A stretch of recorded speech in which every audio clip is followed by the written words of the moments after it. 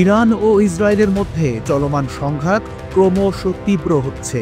সর্বশেষ তথ্যানুসারে ইরান আরও একটি অত্যাধুনিক F-35 যুদ্ধবিমান ভূপাতিত করার দাবি করেছে।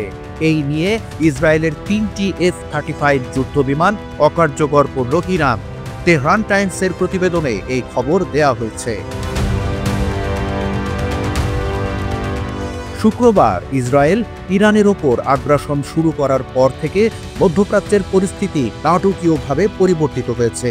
ইসরায়েলের বিমান হামলায় তেহরানের আবাসিক ভবনগুলোতে প্রায় 100 বেসামরিক নাগরিক, সামরিক কর্মকর্তা এবং পরমাণু বিজ্ঞানী নিহত হওয়ার পর থেকে এই সংঘাতের সূত্রপাত। ইসরায়েল শুধু বেসামরিক লক্ষ্যবস্তুই নয়, ইরানের পারমাণবিক স্থাপনা এবং দেশের বিভিন্ন স্থানের একাধিক সামরিক ঘাঁটিগুলোতেও হামলা চালিয়েছে।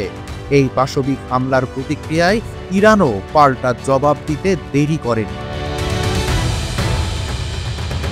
ইরানের সেনাবাহিনী জানিয়েছে তারা পশ্চিম ইরানের আকাশে ইসরায়েলের আরও একটি F-35 যুদ্ধবিমান ভূপাতিত করেছে।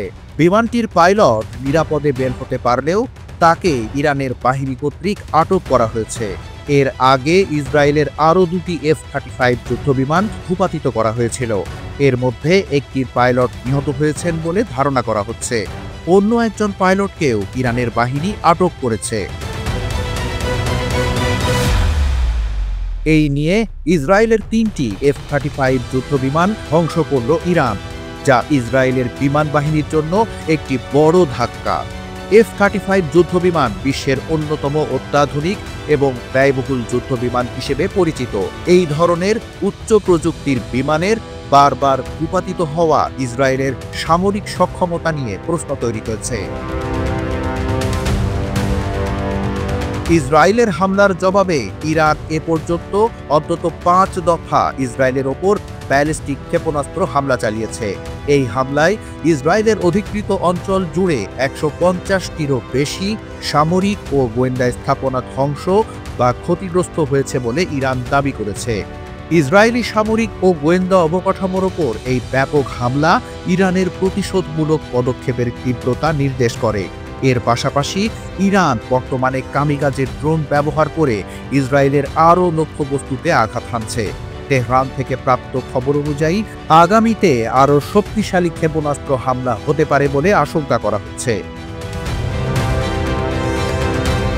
বিশ্লেষকেরা মনে করছেন এই সংঘাত খুব দ্রুতই আরও ভয়াবহ রূপ নিতে পারে। উভয় পক্ষই নিজেদের সামরিক শক্তি প্রদর্শন করছে এবং পরিস্থিতি নিয়ন্ত্রণের বাইরে চলে যাওয়ার আশঙ্কা বাড়ছে। ইসরায়েলের একের পর এক আগ্রাসী হামলা এবং ইরানের পাল্টা প্রতিশোধমূলক ব্যবস্থা পুরো মধ্যপ্রাচ্যকে এক অনিশ্চিত ভবিষ্যতের দিকে ঠেলে দিচ্ছে। আন্তর্জাতিক সম্প্রদায় এই সংঘাত নিরসনে দ্রুত হস্তক্ষেপের আহ্বান জানালেও এখনো পর্যন্ত কোনো কার্যকর সমাধান দেখা যাচ্ছে না।